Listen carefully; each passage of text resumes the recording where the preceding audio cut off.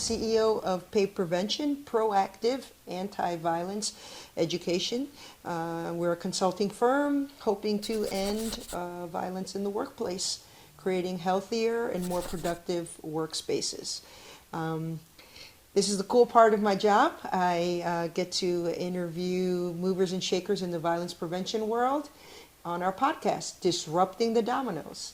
So I have one of those movers and shakers with me, someone who's putting a freeze on the dominoes, and that's Mr. Tom Rose. Welcome, and thank you for making time for me today. What is going on? What are you doing? What are you up to? I'm just super excited to hear about this. Most of the people that I've interviewed already, I've had some type of friendship with, so this is kind of new for me. So please fill me in on what's going on. Sure, thank you. Thanks for having me. I am currently the Executive Director for the Impact Colorado chapter and also Executive Director for the Southern California chapter of Impact. And then we just launched a new business called Impact Global, which is going to operate internationally. So that's what I'm up to, which has been a lot, but we're having some additional trainings for instructors and starting to plan for 2022 large-scale operations around the world. Wow, well, best of luck. I happened to be at that launch yesterday, and it was awesome. The energy in the room was just fantastic. And I love being able to interact with the elders or the founders of our movement. And you gave me the opportunity to do that because there were several of them there. So thank you for that. You're welcome. We wish you the best of luck. Before I start on my handful of questions that I have, just in case there are people in our audience or watching us who don't know what impact is, could you share with them on what the idea of impact is, that type of training? Impact Personal Safety is a training type of program that was created in 1984 by Lisa Gaeta and has been going on now for 37 years in Los Angeles. Chapters were developed throughout the years in a number of places, one of those being in Colorado. Impact teaches basically empowerment self-defense in a broad context, and specifically it teaches people to use their intuition and their awareness to avoid violent situations, to set boundaries and say no to issues that they don't want to be involved in, and also de-escalate situations when there is violence pending. In addition, we train people to use physical techniques to protect themselves, which involves full contact fighting with suited instructors or padded instructors. And so it really addresses the issue of adrenaline. Right. And when people are adrenalized by being threatened, they oftentimes freeze. And this training allows you to overcome that freezing in your brain and be able to protect yourself and escape a violent situation. Yeah.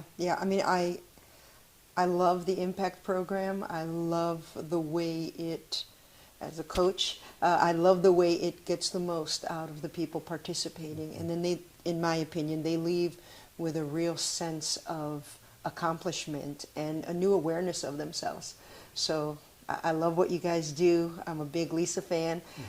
So best of luck, okay? Great, best of luck. Thank you. So let's get to my little nerdy questions here, okay? The first one is, because as you know, Paved Prevention is trying to take many of those skills that you just talked about and package them and place them in programming that is acceptable for corporate America or corporations worldwide to create safer workplaces. I believe, and Paved believes, that we do most of our adult learning at work. I would agree. And this is where we can, our Trojan horse, get in there and reach them and impart these skills. And then we also know that their productivity is going to increase and their communication skills are going to increase and they're going to have less turnover and less tardiness and less absenteeism. So that's where we feel we can package many of the same skills that Impact is imparting to the workforce, to corporations and organizations. So what does a safe workplace look like to you? A safe workplace would be one that people are communicating effectively. They are letting their coworkers know what their boundaries are. They are de-escalating situations when there's a lot of tension in the office. And there's a feeling of camaraderie among the employees because they're all speaking the same language and respecting each other. That really flows all the way up through management and human Yes. resources and risk management and all of those types of facets. But it just makes productivity and enjoying the workplace, even more fruitful. Right. And during these times with the pandemic, there's a lot of anxiety in people going back to the office. Yeah. And I think training in terms of setting boundaries around space, around mask wearing, those things will be very helpful for the culture of an organization. Right, right. Yeah, exactly. I mean, I think, the pandemic has created a lot of obstacles for people. Mm-hmm. But really for our movement, I feel it's given us a different kind of light that's shined on the things that are happening, for lack of a better term. And it's given us, I think, a huge and unique opportunity to really show our worth, show our value. So I think this is, not that violent events are good things or good times, but I think post-pandemic is going to be, people are going to look at what we do differently, I hope. That's what I think is going to happen. I agree. I think so too. I think people are starving for these types of skills, and they would rather use appropriate techniques to resolve situations or let someone know that they're going too far rather than fighting. Right. However, if you want to fight, Yeah. we will train you how to do that. Yeah. Over 90% of our instructors and our students have never been in a fight, and they don't have to because they have the verbal skills. Yes. And the confidence to back it up if they have to. Yep, that's right. Exactly. Okay. All right. So my second question, how has your life changed or your path shifted since you've been involved with the violence prevention movement? Sure. So in my past, I worked for 30-some years in social services, and I was the director of a rape crisis center and shelter. I worked with kids with mental health issues and people with disabilities. And so during that entire time, I saw a lot of people victimized and was wishing that there would be a better way. And so from a viewpoint, of an observation point, it was important to me when I discovered Impact that it was an aha. There are so many people that can use these services. This is not martial arts. Any body and Right. every body can take these courses. Any age group can take these courses. People with disabilities can take these courses. So it offered the general mass of people the opportunity to improve their lives through communication. My specific path was both recognizing that as an opportunity, but also then learning that there was a different way to communicate, and also feeling better in my world as I went through conflict situations. Right. And be able to, defend myself and our family if necessary. Then it expanded into this Impact Global idea, Right. which I've been, working with people in Kenya and Nigeria who have been working, within the impoverished areas where men show up in the evening and they just grab someone. Wow.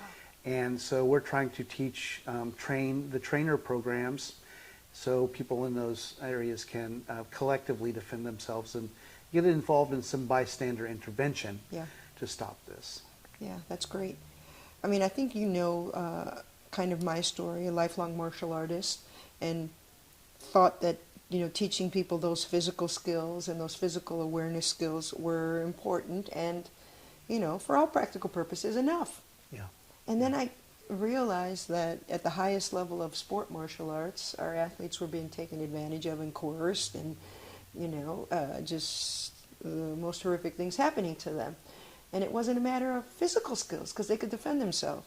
So those human safety skills that you spoke about, being able to set a boundary, being a good bystander, and having the confidence to be a bystander, those are the things that really were an aha moment for me. Like, this is what we need, in addition to the other things. And there's a lot of people being threatened now that have never been threatened before. Yeah.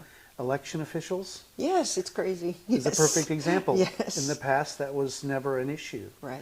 Now they're being threatened, and they need ways to be comfortable and deal with that, or we're not going to have any election officials left. Right. Yeah. My mother worked many years as for the Board of Election Commissioners in Chicago, and in the Judges Department Yeah. and things like that. Yeah. And it really has become an issue now. She's long retired, but, you know, within her circle, she's hearing that it is difficult now to get judges or to get officials during that. So that is a point that, yeah, there's a change whole for- nother group that needs us, right? That's right. That's Okay. exactly right. All right. So my next question, do you see a benefit of human safety skills? And this is what we're calling, how we're framing it for PAVE prevention, human safety skills being pulled into employee or workplace training programs. Do you see that? Do you see a value for that? Absolutely. I think it should be an extension of every training program, because it's really working about communication. Right. And training people about communication. And there's always a component in some form of employee training about this, but it's usually more about don't do this and don't do that, versus this is the healthy way to communicate and set your boundary. And so I think if we saturate what you're doing with PAVE and really looking at saturating the corporate world Yes. with this type of thing, and almost, you know, it's, in my mind, it works as like when they build a building and it's LEEDs certified as a green Yep. building, then, you know, if you're applying for a company and see that there's impact training in that organization, you're going to feel comfortable that you're not going to be taken advantage of and harassed. Yeah, I mean, in a perfect world, we're sitting back here in 3 years and the term Paved Compliance means something. That's right. And insurance companies want to work with businesses and insure companies and organizations that are PAVE compliant. It means that they hold their workplace community to a certain level. So that's what we're hoping. And if it's, you know, all about money and publicly traded organizations, then this makes perfect sense. Yes, because we From know we insurance can improve the premiums, bottom line. that's Yes, right. That's exactly right. Yeah, great. Okay, so do you have any personal experiences where the skill set was needed, or a success story from using the skill set, either your own or some that you witnessed in your life before impact? Sure. You know, there's been lots of instances where boundary setting and de-escalation were important. Certainly in the mental health facilities that I worked in with teens, oftentimes large teens who were much bigger than I was, Right. there was a matter of de-escalation with them when they became anxious and agitated and needed to deal with some of their issues. And so that conversation was important. We talk about things like the magic formula, which is, you know, I feel this when you do that, and I wish you would change this or stop this. I think that pattern of conversation could have been, in some way, in some facilities it was done very well, and in other facilities it could have been improved substantially. I think in just the normal discourse of advocacy, Right. there is some additional room for training, and I could see some additional benefit Yeah. to having more impact training and more just empowerment, self-defense. Empowering people Yes. to communicate effectively is always a good thing. Yeah. Tom, I was so surprised through our research, when we, PAVE is a startup, so when we started doing research on where did we want to focus, our search for pilots and pilot programs, we started doing research, and it came out to be the healthcare sector and the service sector. Those two sectors almost sometimes, multiple times a day, are dealing with violent events, from microaggression to full-blown physical events. I was amazed that emergency room nurses aren't given de-escalation training or boundary setting training. I mean, That is remarkable. yeah, it's crazy. Okay, so next question. Have you ever witnessed or experienced a drop in productivity at work due to a violent event? And again, when I say a violent event, we feel violence, the spectrum of violence goes from microaggression to full-blown events. So have you witnessed a coworker or maybe heard of someone where that productivity fell because of violence? Sure, and this would go back to the working with children and adolescents who have mental health problems. In that, I remember one of our staff members got hurt one day, and it was from a teenager student who was horribly traumatized as a child, a big individual, big teenage boy, and he injured one of our staff, which caused lots of dynamics about whether this child should be there or not. Wow. Mm-hmm. Where then the conversation is, well, that's why we're here, Yeah, is to right. take care of these types of children. And so it really caused a lot of conflict, and certainly then we lost a staff member for a couple of months, and they were a key team player, and so that team on that unit kind of fell apart a little bit. Wow.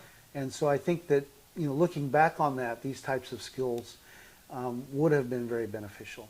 Yeah, and one of the things that we aim to do with PAVE as well is to have a sit down and really evaluate what your safety process is, a safety check.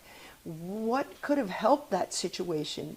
What can be a best practice for that? Now, was there support for the team after that happened? Was there support for the individual? How was that handled? So, the PAVE process is pretty extensive. It's not just limited into some programming and drop it off, checking a box, and then, hauling out. So I think that's what's important, is that the process lasts longer right.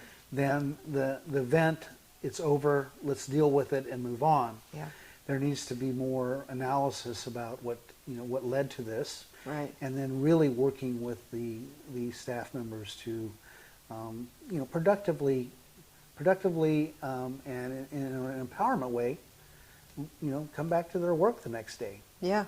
I mean, and I know I'm preaching to the choir here, but, we know that our program is uniquely positioned to prevent a situation, react in real time to a situation. Mm-hmm.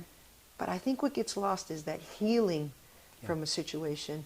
And I think there's a whole group of employees and workers that have experienced something outside of work, but it impacts what happens to them in work. Sure. And even OSHA is recognizing now that if the working arena is aware of something happening outside, mm-hmm. there needs to be something done to help that inside. So I think we are, again, I know I've said it a couple of times, we're uniquely positioned to really have some huge impact. Sure. The ESD Level 1, which is a program that's sponsored and run by ESD Global, mm-hmm.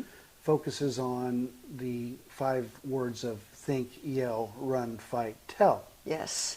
And I think programs in the past may have done that, but they didn't focus on the tell part. Right. Enough, which is the tell part is talking to supportive individuals, to company leadership, processing that, getting people help to deal with that traumatic situation. And I also think that being trauma informed and having our instructors trained in dealing with trauma will also reduce the amount of triggering that people go through later, and just make them more effective and happier. Right. Yeah.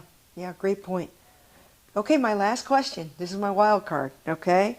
If you could convince one person, if you had an audience of one, that could really move our efforts in the movement forward, who would that be and why? It would be Simone Biles. Oh, wow. I have the privilege of working with the American Academy of Pediatrics. I'm on one of their committees. And Simone Biles spoke at our national convention. And the first thing, she was asked a similar question or a similar tone in that, what would you advise? Uh-huh. And she said, teach children and adolescents at a young age to set boundaries. Right. Well, okay, Simone Biles, from our lips to your ears, we need you. But wow, what a great choice. And this has been a pleasure. I look forward to our relationship and our friendship growing, and the intersectionality of our both organizations, creating great opportunities and saving the world. That's right. The Dominoes. Yes, stopping the dominoes, disrupting the dominoes. Thank you very much. Like I said, mover and shaker right here, Tom Rose.